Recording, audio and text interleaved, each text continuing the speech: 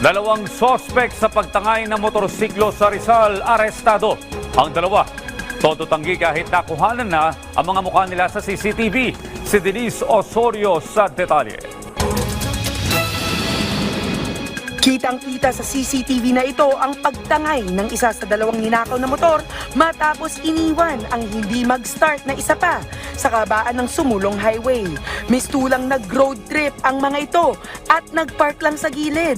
Ayon kay Rizal Provincial Police District Director Police Colonel Felipe Maragon, nag-post sa social media ang biktima at humingi ng tulong sa mga otoridad kung kaya't nahuli agad ang dalawa sa tatlong salarin.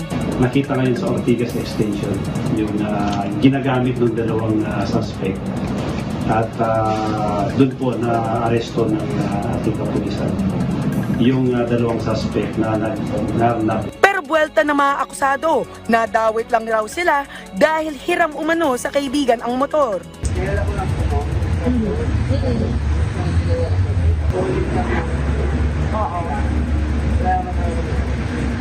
Dagdag pa ng mga sospek, sila mismo ang mga kusang sumuko para malinis ang kanilang pangalan. Todo tanggi pa rin ang mga sospek kahit kitang-kita na sa CCTV ang mukha nila. Ang umangkas sa kanila, hindi raw nila kilala.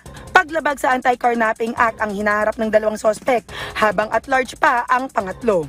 Denise Osorio, para sa Pambansang TV, sa Bagong Pilipinas.